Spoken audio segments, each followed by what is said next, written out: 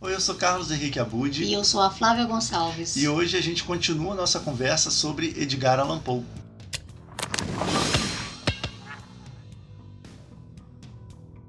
Bom, no vídeo passado a gente falou um pouquinho sobre a vida do Edgar Allan Poe, a gente comentou algumas curiosidades. Se você não viu, o link está aqui embaixo. E hoje o assunto é a escrita dele propriamente. Vamos falar um pouquinho sobre o processo criativo dele, a maneira como ele enxergava a inspiração. A gente pode encaixar a maioria das obras do Edgar Allan Poe no chamado romantismo sombrio, que é considerado uma reação literária ao transcendentalismo, do qual Poe fortemente não gostava. Ele tinha uma boa lista do que gostava e não gostava em relação à literatura e fazia questão de deixar isso bem claro. Ele também não gostava de didatismo, de alegoria, de obras que quisessem passar uma lição, educar o leitor. Ele acreditava que os significados na literatura deveriam ser uma subcorrente sob a superfície. Ele chegou a escrever que trabalhos com significados óbvios deixavam de ser arte. Além disso, acreditava que o trabalho de qualidade deveria ser breve e gerar um efeito específico e único. Para isso, o escritor deveria calcular cuidadosamente todos os sentimentos e ideias envolvidos na produção da obra. No ensaio dele, Filosofia da Composição, o Poe questiona sobre inspiração e usa como exemplo o poema O Corvo para ilustrar o seu método de composição. Apesar de muitas pessoas acharem que Poe escreveu O Corvo em um rompante de inspiração febril decorrente da morte de sua amada, ele mesmo afirmou que seu poema foi feito com precisão e rígida sequência de um problema matemático. Ele rejeitava o conceito de intuição artística e argumentava que a escrita é um processo metódico e analítico e não espontâneo. A partir desse ensaio, ele põe à prova o conceito de inspiração. Ele critica o fato de grande parte dos escritores de sua época romantizarem esse conceito. Pois é, a visão dele era que os autores tentavam convencer o público de que as obras saíam facilmente, de maneira intuitiva, a partir de um arroubo de criatividade. É um sutil frenesi, nas palavras dele. É isso.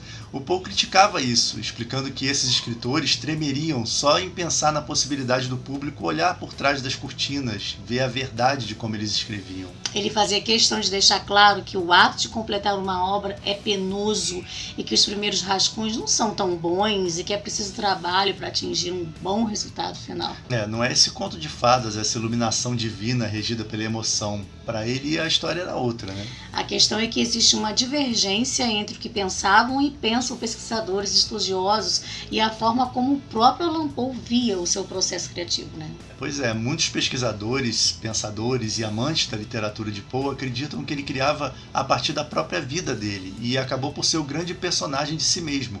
Um ser de espírito atormentado, de alma insatisfeita, que levava a vida de boêmio, de nômade, inconstante, como a gente falou no vídeo passado.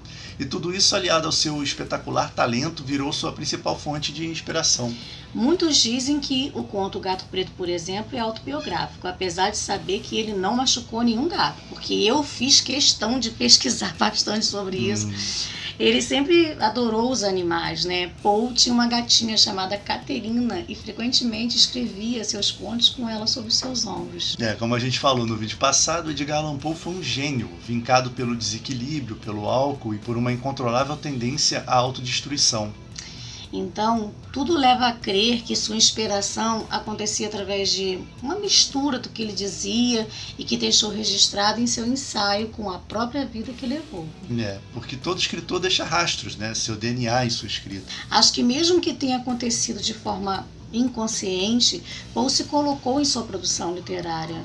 Talvez seja essa mistura que me leve a gostar tanto do autor e de suas obras. A própria figura do Poe causa sentimentos inexplicáveis, né? Sua expressão meio enigmática, meio melancólica. Quando eu vejo um retrato dele, né, a sensação é que ele vai pular dali a qualquer momento para me assustar, para me tirar o equilíbrio, né? Existe algo na escrita de Allan Poe que me enfeitiça, né? Não é um segredo para ninguém que suas obras expressam mistérios da alma humana, sempre uma grande pitada de escuridão.